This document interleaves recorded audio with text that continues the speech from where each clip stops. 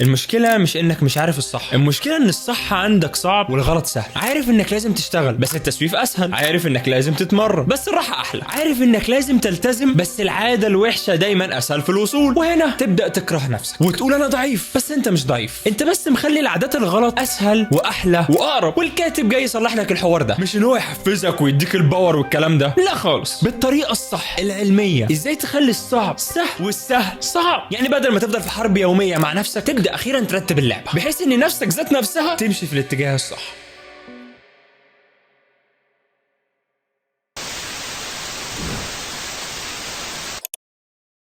اهلا بك يا تيحة في حلقة جديدة في قناة جوبا. في القناة دي بنتكلم عن كتب، روايات او اي حاجة انا بحبها، وانت يا تيحة تعمل لايك وفولو عادي جدا.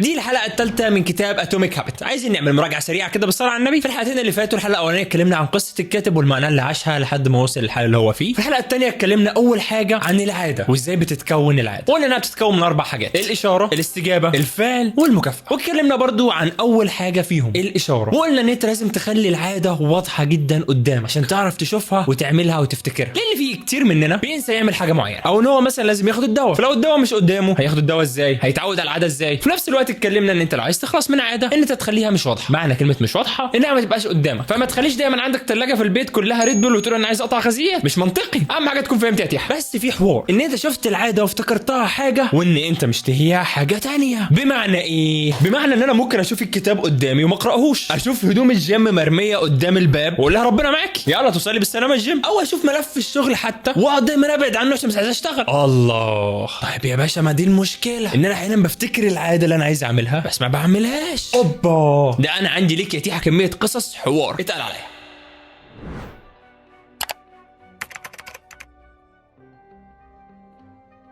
الكاتب هنا يخش على الحاجة التانية. الكاتب بيقول لك لو عايز عادة تعيش معاك ما ينفعش تخش عليها كأنك داخل على امتحان ثانوية عامة، مش هتمشي، فاهم؟ لازم يكون فيها كده دلع، إغراء، انت من جواك عايز تعملها. فهمني ازاي؟ لازم يكون في حاجة انت عايز تعمل العادة دي عشانها.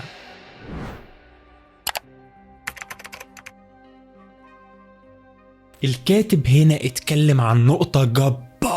بيقول لك اللي بيشدنا للعادات مش المكافأة ذات نفسها، لا، ده توقع المكافأة. خد الصدمة. يعني اوقات كتير مش الاكل نفسه اللي بيشدك، لا، ده توقع الاكل. تخيل الاكل قدامك هو ده اللي بيشدك انك تروح تاكل، مش السوشيال ميديا نفسها اللي شداك، لا، فكرة ان في حاجة جديدة مستنياك ده اللي شدك. المكسب نفسه هو اللي شدد رغبتك، وده ليه علاقة كبيرة جدا بالدوبامين. الناس فاكرة ان الدوبامين بيطلع بعد المكافأة. يعني مثلا انا مأنتخ وبتاع قلت انا هاكل اكلة حلوة، قمت رايح فتحت ابلكيشن ما بينتهي بحرف الالف تاء وبدات ادور على الاكل جواه وقمت طالب، جه الاكل وقعدت تاكل. تفتكر انت امتى الدوبامين عندي كان في اعلى مراحله؟ الدراسات اثبتت يا باشا ان الدوبامين بيعلى لما انت بتتخيل النتيجه مش النتيجه نفسها. خد الصدمه. يعني انت لما بتتوقع النتيجه الدوبامين وهرمون السعاده عندك بيعلى اكتر من لما بيعلى بعد ما تاكل النتيجه. يعني الاكل قدامك انت عمال تاكل، الدوبامين عندك معليش بنفس الدرجه لما تكون الاكل قدامك قبل ما تاكل. تخيل الاكل قدامك اهو حالا خلاص محطوط على الترابيزه، فاهم؟ انت تقعد تاكل، انا قاعد دلوقتي هاكل، الاكل شايفه قدامي، انا الدوبامين عندي عالي، حلو، بدات اكل، الدوبامين وقع ما وقعش قوي تحت، لا، ما بقاش عالي بنفس قبل ما اكل او وانا بطلب. برضه مش الحوار ده، النوتيفيكيشن اللي بتجيلك فانت بتتوقع النتيجه بيشدك للتليفون، عايز تعرف ايه اللي بعد. نفس الموضوع في صوره الشيبسي، نفس الموضوع، هو بيشدك بيخليك تتوقع النتيجه. فالكتاب هنا بيفهمك حاجه حلوه قوي، ان لو عايز العاده تشدك لازم تكون ايه؟ مغريه.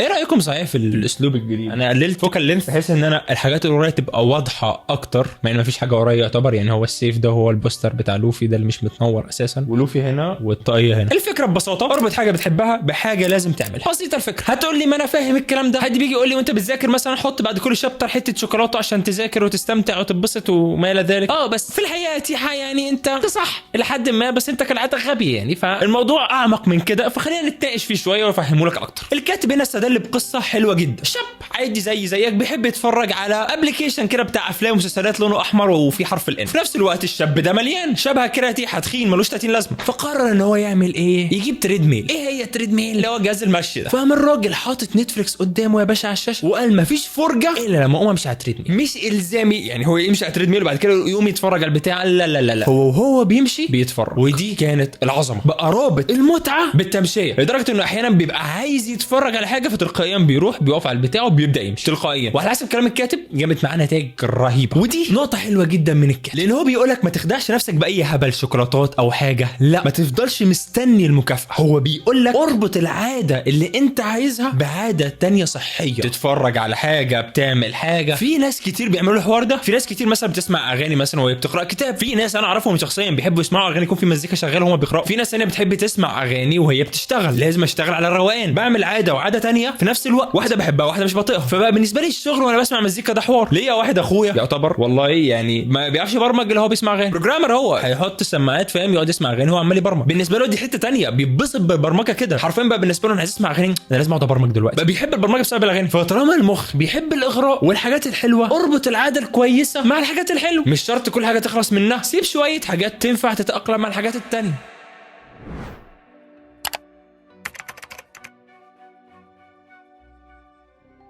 الكاتب بيقول لك يا تيحة الحاجات اللي بتشدك مش من صنعك انت، يعني مش انت اللي اخترتها، في جزء كبير منها متعلق بالناس اللي حواليك. لازم تفهم الحوار ده. بمعنى ايه؟ بمعنى ان البشر بطبيعتهم بيحبوا الانتماء، زيك انت يا تيحة كده منتمي للتحاتيح اللي عندي، بتحبوا تقلدوا بعض، بتحبوا تحسوا ان انتوا جزء من الجماعه. مثال، انت لو وسط ناس بتحب تقرا هتحس ان القرايه دي اقل غرابه من الطبيعي، بالذات ان في مجتمعنا دلوقتي ان واحد بيقرا كتاب دي حاجه غريبه. لو انت وسط ناس يا تيحة كلها بتروح الجيم هتلاقي ان انت اساسا برضو بتروح الجيم طبيعي، بالذات حتى انت لو شفت على السوشيال ميديا اغلبيه بتوع الجيم كلهم بفه واحده، كلهم بينزلوا بيقعدوا بيصوروا تيك توك، بيعملوا حاجات كتير. ولو انت وسط ناس شغلهم منظم، شغلك انت كمان هيبقى منظم اجباري مش بمزاجك. حتى لو انت الوحيد الفاسد ما بينهم هينظموك بالعافيه. كاتب بيقول لك انت ما بتبنيش عاداتك لوحدك، المجتمع بيبنيها لك كمان. يعني مثلا نرجع لاخويا البروجرامر ده مثلا، انا هو جت لنا فتره كنا ملتزمين على الجيم سوا، حرفيا احنا يلا نخرج يلا نخرج، انزل عدي عليه نروح الجيم نتمرن بعد كده نخرج. فهي الخروجه بتاعتنا بتبدا كده، فبقى الموضوع عاده، لان ده اول مكان هنروحه طبيعي نخلص الجيم بعد كده نتحرك. عشان كده الكاتب بيقول لك ان اهم حاجه لبناء عاده انك تدخل البيئه المناسبه. يعني ما تتوقعش يا حبيبي تيح ان انت لو صحابك كلهم مدخنين ان انت هتبطل تدخين، وما تتوقعش ان لو صحابك كلهم تخان ان الجيم بالنسبه لكم او بالنسبه لك يا تيحة هيبقى حاجه سهله، هيبقى حاجه رخمه. ده الطبيعي وغريبه ليك ولصحابك كلهم. وانت يا تيحة عارف ان في فرق كبير من حاجه بتعملها لوحدك وحاجه حاسس الناس اللي حواليك كلهم بيعملوها.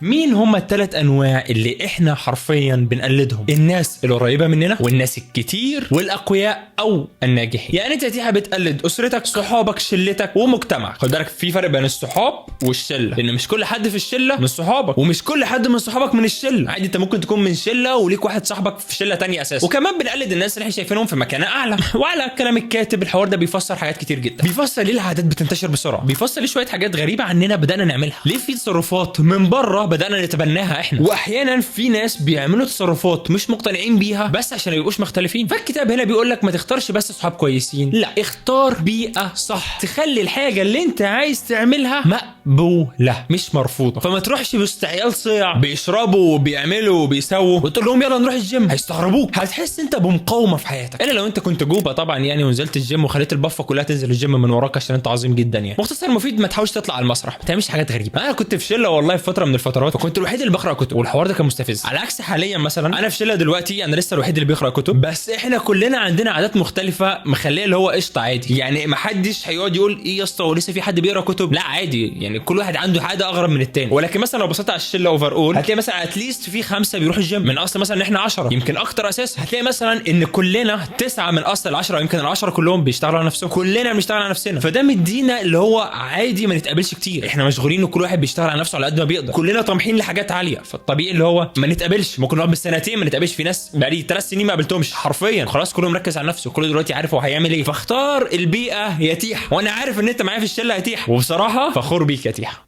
بوسه ليك.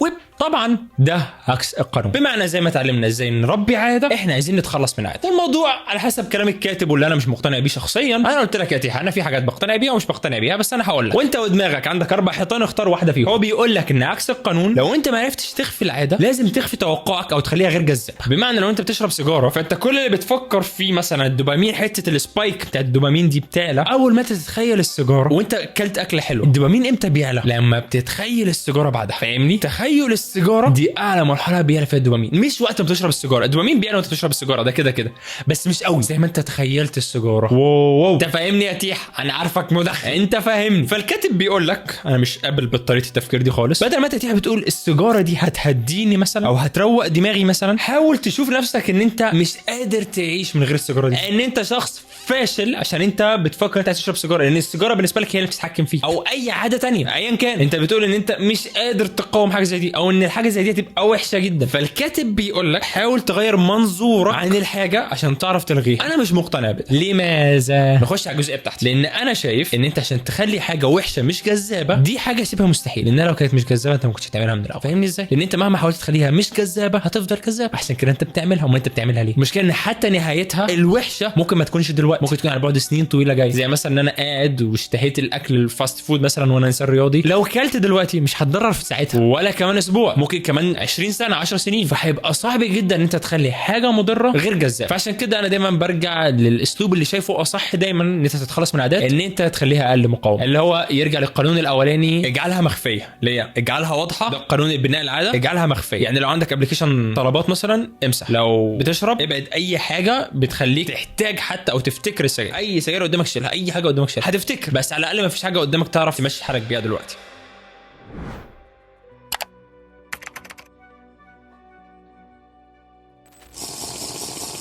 بعد ما الكتاب قال لك خلي العاده واضحه جذابه، بيقولك دلوقتي خليها سهله. بمعنى ان في ناس كتير واخدين التغيير ده كاختبار رجوله مثلا، اللي هو انا بلعب على شرفي دلوقتي، لازم الخطه تبقى مولعه نار، بيبقى عليا اعمل 100 حاجه في يوم واحد، اعمل الحوار ده كل يوم كل يوم كل يوم كل يوم. الموضوع بيبقى صعب، فانت يا دوب بتستمر عليه 3 ايام اسبوع لو انت جامد. بعد كده الموضوع بيبقى صعب فما بتعرفش تكمل، فبتبقى ساعتها مش راجل وخسرت الشرف. الكتاب بيقول لك لا يا حبيبي، النجاح مش دايما للاقوى، كتير منه للابسط للاسهل للي احتكاكه اقل.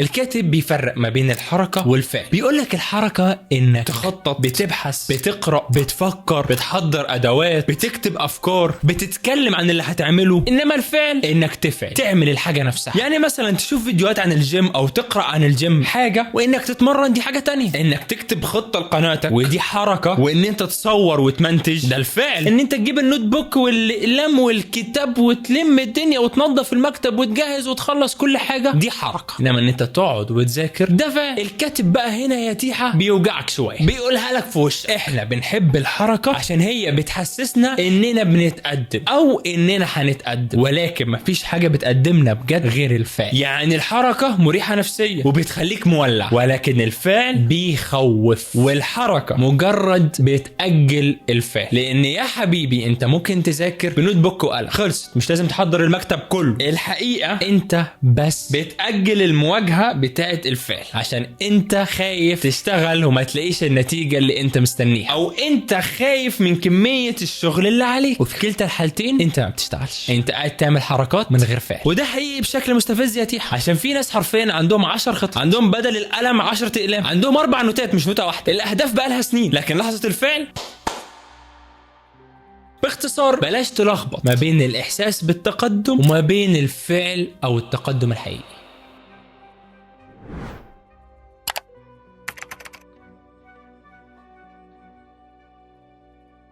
الكاتب هنا بيقول لك حاجه حلوه. في ناس كتير يا تيحة ويا احمد بتأجل البدايه عشان مستنيه المثاليه، زي قناه اليوتيوب دي اكبر مثال قدامك. مع ان اللي وصلني للحته دي هو التكرار مش المثاليه. في ناس كتير بتأجل البدايه عشان مستنيه المزاج المناسب، مستنيه الروتين المثالي، اللي هو انا بصحى من النوم بتمرن بعمل بسوي بسوي بسوي بسوي، بعد كده بروح الشغل، بعد كده برجع بسوي بسوي بسوي. في ناس كتير مستنيه المكان المناسب، وفي الاخر يا تيحة مفيش حاجه بتحصل. يعني دي المصيبه بقى الكتاب بيقول لك ان انت اول مره تعمل الحاجه مش هتطلع حلوه. اسمع مني، اول مره تعمل الحاجه مش هتكون حلوه، ولا المره اللي بعدها، ولا المره اللي بعدها، ولا بعد 10 مرات تطلع حلوه، ولكن في كل مره في حاجه هتتحسن. لكن في ناس فاكره انها لازم تتعلم كل حاجه في الدنيا عشان تعمل الحاجه، ودي مشكلتهم، ان انت فاكر ان انت لازم تعمل كل حاجه في الدنيا عشان تعمل حاجه. حبيبي غلط. ابدا حبيبي، ابدا اغلط، اغلط، اعمل باللي تعمله، اعمل اي حاجه. ارجع لاي رابر في التاريخ، ارجع هات لي اي رابر من بتوع مصر كلهم، شوف اول تراك ليه، شوف اخر تراك ليه، شوف حرفيا اول تراك ليه واخر تراك ليه، شوف اول تراك بدا فيه كان عامل ازاي واخر تراك ليه عامل ازاي، ككواليتي، كاداء، ككتابه، كسكريبت، كاي حاجه. شوف الفرق ما بينهم. مش بقول لك ان هم بيعملوا شيفت مثلا لنوع تاني، يعني بيغنوا نوع واحد من الاغاني وقلبوا على نوع تاني من الاغاني، لا،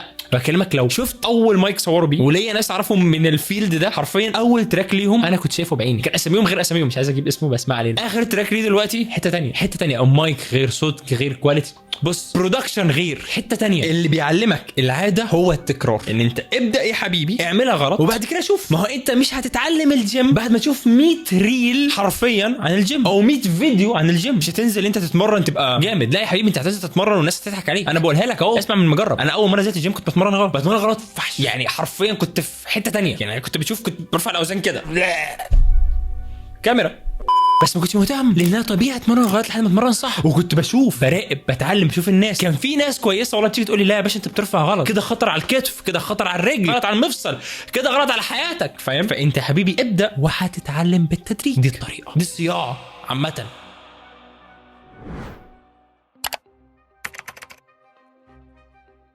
تصوير قطع وانا تعبت فصورت اليوم اللي بعديها بنفس اللبس. هنا يا تيحة الكتاب بيشرح لك انك لازم تاخد اقل طريق في مقاومه، بمعنى، او خليني اقول لك الحوار ده حصل معايا انا شخصيا. من يومين فاتوا انا كنت بصور على التيك توك وبمنتج وبتاع وبنزل على التيك توك وعايز التزم لان ده بورتفوليو خاص بيا. فالمهم ان بدات الاحظ ان انا عندي شويه مشاكل في حاجات، عامله لي ديلي، تاجيل، كل شويه عمال اجل، كل شويه طب هصور بكره، طب هصور بعده، طب هصور بعده. فقعدت افكر ايه سبب الحوار ده، وتوصلت ان انا اوت اوف كونتنت. غير ان حوار التصوير بالنسبه لي بقى رخم، لان كل مره بقول انت يا دوب هتفتح الكاميرا وتصور، بقول طب ما انت هتقول ايه، طب ما انت الكونتنت عندك مش جاهز اصلا. فانا كل مره عشان ابدا اصور بعد كده اروح امنتج بقعد افكر طب انا هتكلم عن ايه، طب انا هكتب ايه، طب ايه السكريبت هيكون عامل ازاي، طب انا. فقلت حلو قوي الحوار ده. قمت رايح لعمه شات جي بي تي وكاتب له انا عايز شيت كامل لحد اخر الشهر يكون في افكار يوميه عن الكتاب ده وسكريبت، ودي الطريقه بتاعتي في السكريبت، اكتب لي زيها. كتب لي سكريبتات مش احسن سكريبتات ممكن تتكتب، ولكن بالنسبه لي اهو لو الدنيا بايظه وانا مش قادر اصور، انا عندي السكريبت جاهز، انا عندي الفكره جاهزه، انا يا دوب هضغط ريك واصور، انا عندي كل حاجه جاهزه. في مثال تاني بقى، مثلا انا بحب اتمرن بس انا المشكله حاليا ان انا معيش عربيه، فعشان انا اروح للجيم ده كان حوار، ومع ذلك انا رحت واشتركت 3 شهور، بس 3 شهور رحت منهم قد ايه؟ اول شهر. بعد كده لقيت الموضوع مستحيل اجازه، انا بخسر فلوس عباره ما اروح للجيم وبخسر فلوس وانا راجع، ده غير الوقت اللي بيضيع. فبقيت افكر فيها اللي هو مش جايبه همها، الموضوع لازم يكون اسهل. قمت عامل ايه؟ استنى اوريك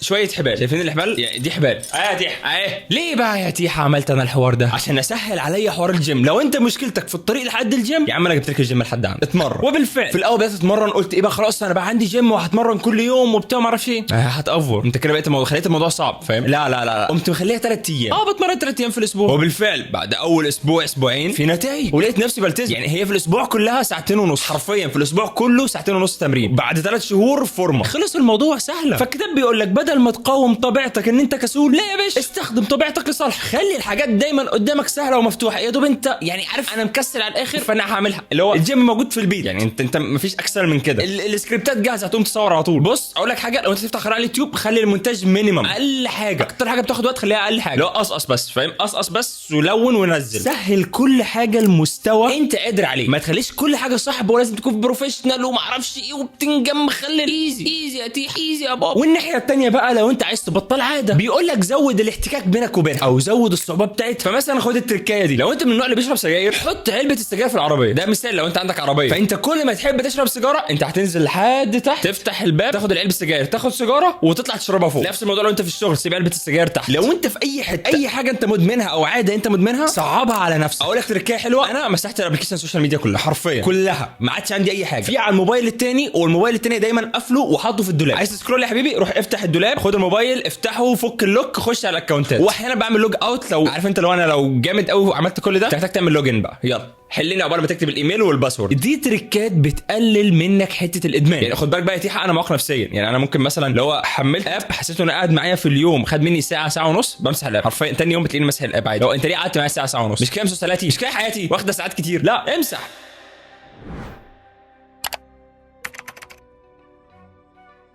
الكتاب هنا بيقول لك قلل قراراتك على قد ما تقدر. فنفترض ان انت عايز تبقى شخص شيك وتبقى من عوايدك ان انت شخص شيك، فالكتاب بيقول لك ممكن ان انت دايما تاخد القرارات بتاعه اللبس قبل ما تنام، لان في ناس كتير بتصحى الصبح عندها عاده وحشه انها بتقعد 3 4 ساعات بتجهز. ليه؟ عشان بتاخد قراراتها كلها الصبح وبتروح الشغل مش قادره تاخد قرارات. اعرف لكم واحد مارك زوكربيرج ما علينا، صاحب فيسبوك او ميتا، كان عنده مبدا كل تيشيرتاتي هتبقى نفس اللبس نفس اللون نفس التيشيرت، بس 10 منه و20 منه. ليه المبدا ده؟ عايز يقلل كميه القرارات اللي بياخدها في اليوم حرفيا، لان هو الشخص CEO بتاع ميتا، فهو بياخد كميه قرارات كثيره في اليوم. طبعا الحوار ده دلوقتي اتغير يعني وبقى بيظهر باكتر من طاقه، ولكن زمان كان كده. فكميه القرارات اللي هو بياخدها في اليوم كانت كبيره جدا، فهو بالحركه دي قللها يتيح. فبقى هو صاحي من النوم وعارف هيعمل ايه. الموضوع مش صعب، لو انا هقعد البس ايه وبتاع، طبعا دي عفانه، انت ما بتعملش كده يتيح، بس انت الطوبه بتاعتك جهزها من قبلها. نفس الموضوع للجيم، يا ترى هلبس ايه بكره في الجيم حبيبي، جهز. يا ترى انا هذاكر ايه حبيبي، انت دايما مكتبك يكون جاهز. يعني انت مثلا عارف ان انت بكره عندك مذاكره كذا كذا او فيزياء، روح يا باشا حط كتاب الفيزياء، جهز النوت بوك بتاع ما اعرفش ايه، وخش نام. اصحى الصبح يا عم روح مدرستك وتعالى ارجع عندك الكتاب فيزياء روح ذاكر، ولا انت في الكليه او ايا كان، جهز الحاجه قبل ما تبدا. مش عايز اطول في الحته دي بصراحه، يعني نخش على اللي بعده.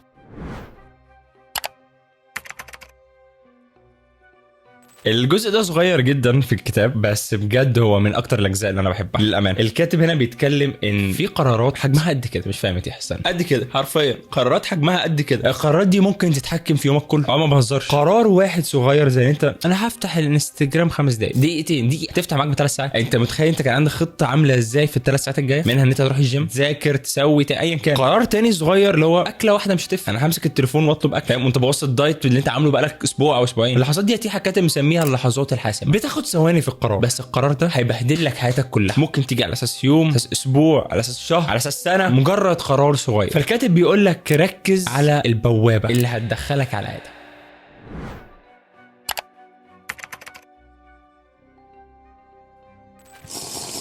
طيب مبدئيا دي اهم قاعده في الكتاب انا بحبها جدا، قاعده الدقيقتين. بص كاتب بيقول لك ان انت لو هتبني اي عاده تقرر ان العاده دي مدتها دقيقتين. تقول لي احمد في عادات لازم تاخد اكتر من كده، الجيم بياخد ساعه تقريبا في التمرين، نص ساعه، من نص ساعه لساعه. فالكاتب بيقول لك ايه، حتى لو العاده بتاخد مده اطول انت لازم تخليها. لو انت كل يوم حاطط انا كل يوم هقرا ساعه، انا يا جامد ما بعملهاش. بس الكاتب بيقول لك لو كل يوم بتقرا ساعه ده غلط. لو هي عاده جديده خلي في بالك ان انت كل يوم هتقرا صفحه. لو انت هتتمرن تمرينه كامله قول انا يا دوب هلبس هدوم التمرين، بس هلبس هدوم التمرين واروح الجيم، ما تتمرنش. دي العاده بتاعتك، ده اللي انت بتبنيه. ما تروحش تتمرن البس هدوم الجيم، اوصل عند باب الجيم افتح اقفل امشي، هتبقى اهبل بس صدقني هتبني عندك عاده. لو انت كاتب وعايز تكتب، بدل ما تكتب 1000 كلمه قول لي انا هفتح اكتب جمله واحده واقف، بس دي العاده بتاعتك. بص بقى الدماغ هنا ليه، بيقول لك عشان انت عارف ان ده المينيمم بتاعك، فانت لو عملته كفيت ووفيت. انت ما عملتش العاده كامله، بس انت عملت العاده اللي انت متفق بيه مع نفسك، انت عملت، انت ما هدمتش نفسك. انت فتحت قريت صفحه حرفيا في دقيقتين، فتحت الكتاب قريت صفحه في دقيقتين وقفلت، انت عملت اللي عليك خلاص. تعال احكي لك موقف. فتره برضه انا كنت بقرا، بس كنت بقرا في اليوم برضه، كنت بتفق على قاعده دقيقتين دي، انا اهم حاجه عندي اقرا صفحه في اليوم، بس انا بالظبط كنت بقرا 10 صفحات في اليوم. 10 صفحات الناس ممكن تقول ده قليل قوي يا احمد، مش رقم. هقول لك حاجه يا 10 صفحات في اليوم لما بحسبها على الشهر، بص بقى يا الحته دي في السنه تخلص 12 كتاب. انا مركز على الواحد في اليوم، انا مركز ان انا بصيت على الكتاب لقيته 300 صفحه والله، قلت ان انا 10 صفحات في اليوم انا خلصت كتاب في الشهر، في 12 شهر خلصت 12 كتاب في السنه. حد يعرف يعملها؟ دي اللعبه. بس انا بقى من جوايا احيانا ما كنتش بقرا 10 صفحات، احيانا ما كنتش بقرا 10 صفحات، واحيانا كنت بقرا فوق ال 10 صفحات. بس انا بالنسبه لي العاده بتاعتي انت بتقرا صفحه يوميا، انا مش بقرا 10 بقرا صفحه يوميا. ففي مره كنت نازل وقاعد على الكافيه وبتاع، واكتشفت ايه ده انا ما قريتش النهارده ال 10 صفحات بتوعي. ليه؟ لان انا عندي عاده انا بصحى من اليوم بشرب القهوه بجيب الكتاب، بعمل قهوه بعد كده بجيب الكتاب بقعد اشرب القهوه وانا بقرا الكتاب. فاليوم ده انا لما صحيت كان عندي مشوار سريع، ما عرفتش اشرب القهوه وانا بقرا الكتاب، فشربت القهوه عادي وانا في الطريق. في اخر يوم يتيحه قاعد على كافيه مع واحد من التحاتيح ومسكت الموبايل وقلت ايه ده انا ما قريتش الكتاب النهارده. قمت فتح على طول PDF من عندي على الموبايل وقريت الكتاب وقريت صفحه، قفلت الصفحه وكملت القعده. حرفيا خدت دقيقتين. انا قلت له بعد اذنك دقيقتين، واحد من التحاتيح الجامدين، دقيقتين هقرا صفحه بس واقف. قال لي ماشي خد راحتك، دقيقتين زمن اتحداك حتى يمكن دقيقه ونص خلاص القرايه. في الاول في الاخر قدام نفسي انا ملتزم لدرجه ان انا وقفت القعده عشان اقرا الصفحه بتاعتي، انا ملتزم بعوايدي، وبالفعل العاده معايا استمر. وده مهم جدا لان انت مشكلتك يا تيحه مش في عمل العاده، لا انت في بدايتها ان انت تلتزم عليها. مش هتعرف لو هي بتاخد اكتر من دقيقتين، بس لو بتاخد دقيقتين لا سهل، انت بتعمل كده اتعودت عليها بسرعه. مش هيجي في بالك حته اللي هو انا فيا باور هعملها، ما فيش باور مش هعملها. لا يا باشا هتعملها كل يوم. ليه؟ لان هي بالنسبه لك انت عارف انها ممكن تتعمل في دقيقتين وخلص الموضوع، ولو قعدت شهور بتخلصها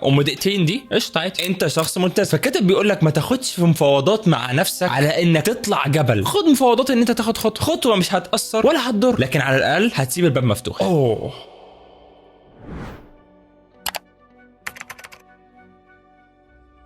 الحته دي هختصرها لك بشكل سريع جدا كده، لزوز كده يا تيحه، يعني انت من النوع اللي بتحبه، عشان احس ان استطردت كتير قوي، اديت امثله من حياتي انا اكتر ما اديت امثله في كل حاجه. اللي اهم من ان انت تطور نفسك في العاده دي، التطوير اللي احنا اتكلمنا عليه اللي هو 1%، ان انت تثبتها. ده اهم بكتير، ده باختصار النقطه. فمش لازم من اول اسبوع تبقى انت محترف في العاده دي، لا، خد في العاده 20 30 يوم، خلاص بقت ثابته في حياتك، ابدا طور حاجات بسيطه فيها. في الاول ابني الوجود، بعد كده ابني الجوده.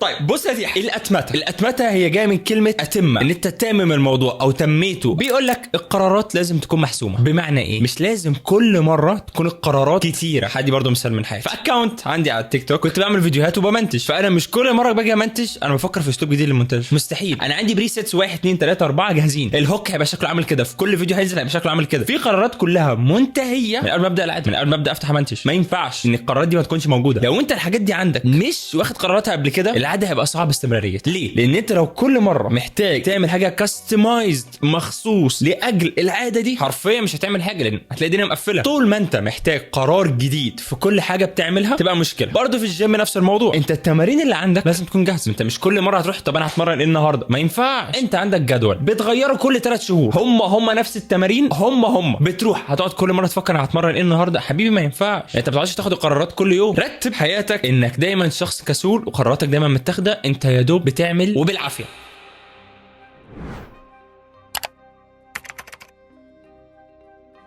ادوات الالتزام يا باشا، بيقول لك الكاتب ارمي نفسك. لا بجد ارمي نفسك. ليه؟ واحد صاحبي والله في الحوار ده بيقول دايما انا ما بعرفش اشتغل الا لو انا تحت مسؤوليه او تحت ضغط، ما بيعرفش يشتغل كده. فمثلا بيقول لك لو انت عايز تخس مثلا، روح اشترك مع كوتش، حرفيا اونلاين ترينر، اشترك مع الزم نفسك. بس عارف المشكله في ايه؟ ان في ناس كتير اعرفهم عملوا الحوار ده وما التزموش يعني. اول حاجه انا لسه مدي مثال من شويه، حوار الجيم اللي انا مشترك فيه، اشتركت فيه 3 شهور، التزمت شهر واحد بس لما لقيت العاده صعبه. بس ممكن عشان حاجات تانية، لان زي ما قلنا هي مش لو عملت حاجه واحده من دي الدنيا مش هتتحل معاك. انت لازم تعمل كله، العاده تكون سهله واضحه بسيطه. لو كل حاجه اللي احنا اتكلمنا فيها في الكتاب دي معموله صح، انت اي حاجه لو وقعت برضه مش هتاثر قوي على انك تلتزم في العاده. فالجزئيه دي انا في تعارض بيني وبين الكاتب عليها، يعني انها بتلتزم حاجات تانية. بس الفكره يعني ازنق نفسك في اي حاجه.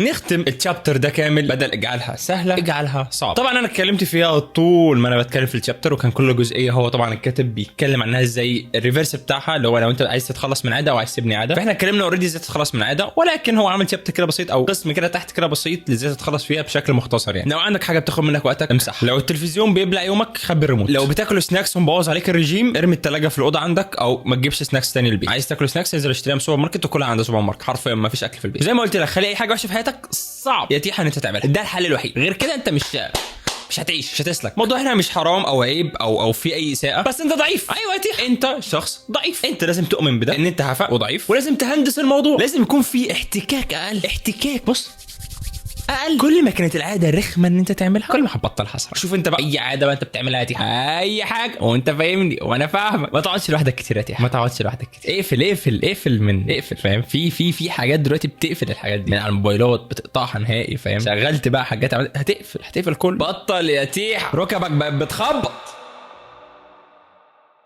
طيب اتمنى يا تيحة ان انت تكون استفدت بالحلقه دي وتعلمت حاجه مفيده، عشان شخص فاشل وما بتتعلمش اي حاجه، ولكن يا رب تكون اتعلمت حاجه. ولو في جمله عايز اختم بيها الحلقه دي هقول حاجه واحده: العاده مش بتعيش لما انت بتفهم، العاده بتعيش لما بتكون واضحه سهله وخفيفه. فما تنساش تعمل لايك وتشترك في القناه وتستنى الفيديو الجاي برضو. وبس ده اللي كان عندي النهارده.